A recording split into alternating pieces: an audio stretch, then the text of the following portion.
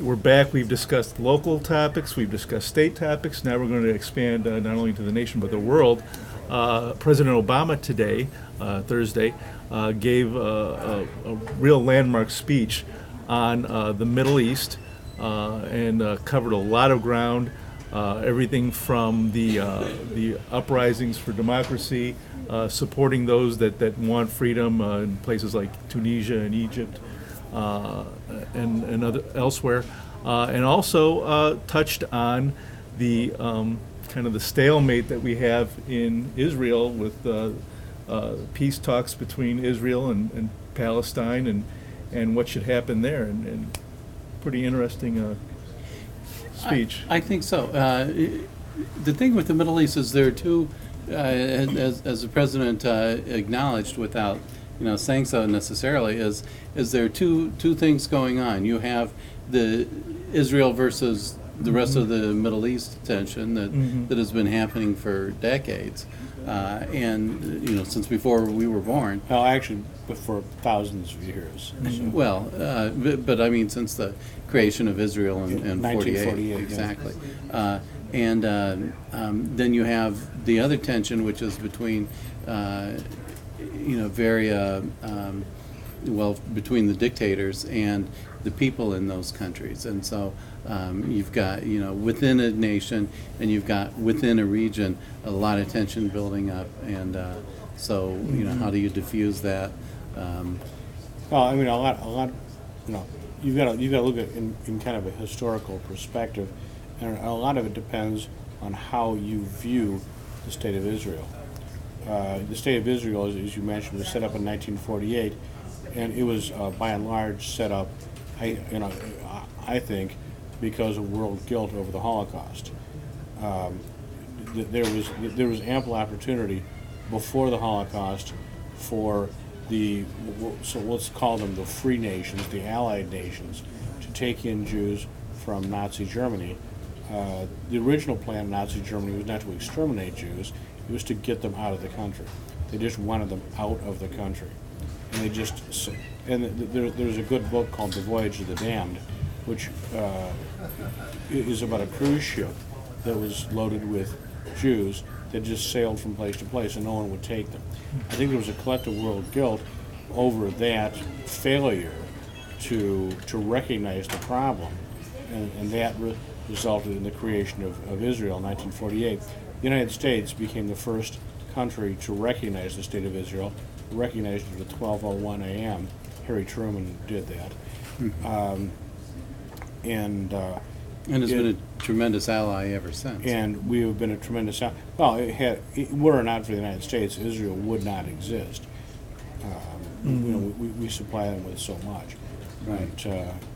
But also, were it not for the will of the Israeli people, Israel would not exist.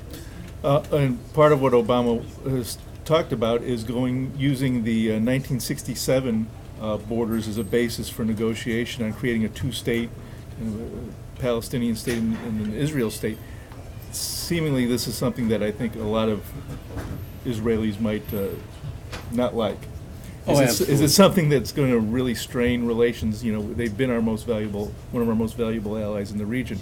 Is this something that could strain relations between the two countries? Well, I think so. I mean, it goes back to what you believe about how the State of Israel is created. There are a lot of people who believe that the state of Israel was given to the Jewish people by God, and when you've got that kind of power on your side, it's really difficult to persuade someone that it should be given up. And really, if you look at what the Christians would call the Old Testament as the history of that region, you have a story of conquest, and so here we are. It was a matter of going in, having massive genocide, and you've essentially cleansed the land for your own people to move in. Repeatedly, time after time after time. And so here we are, looking at how do we solve this modern problem that's based on that ancient tradition, and so if we kind of reset the clock and say, okay, you go to your corner, you go to your corner, how do you keep them in both of their corners? Yeah, it's being done in this backdrop of instability created by all these uprisings. Right. And right now what's going on in Libya, we have Gaddafi, who we're trying to get rid of, and he doesn't want to go. And interesting that as much as Obama talked about freedom and democracy and against oppressive regimes, not really a mention of one of our stronger allies in the region, Saudi Arabia, which is one of the most oppressive regimes in the Arab world. Yeah, let's face it.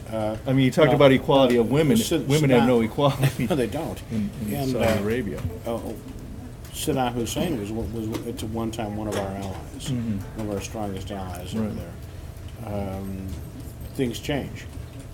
And the president also talked in the same speech about $1 billion worth of loan forgiveness, for instance, Right. For Egypt. And here we are in talking about our own debt and how we're trillions of dollars in debt. And I'm sure there are going to be a lot of people looking at that and saying, how can we forgive their debt when we're so deep in debt our own selves?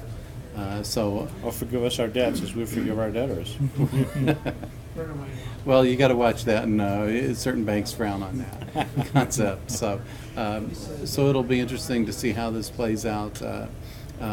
You look at how realistically does the U.S. enforce this? Can we accomplish it strictly through diplomacy, or are we going to need some military muscle in that region beyond what we've already I think done? it's an acknowledgement that it's a complex situation. Diplomacy is needed, and we're not going to be able to do it strictly militarily. We can't afford it. Yeah. Well, not right now, certainly. No. And we're fighting wars essentially on three fronts. So. Right.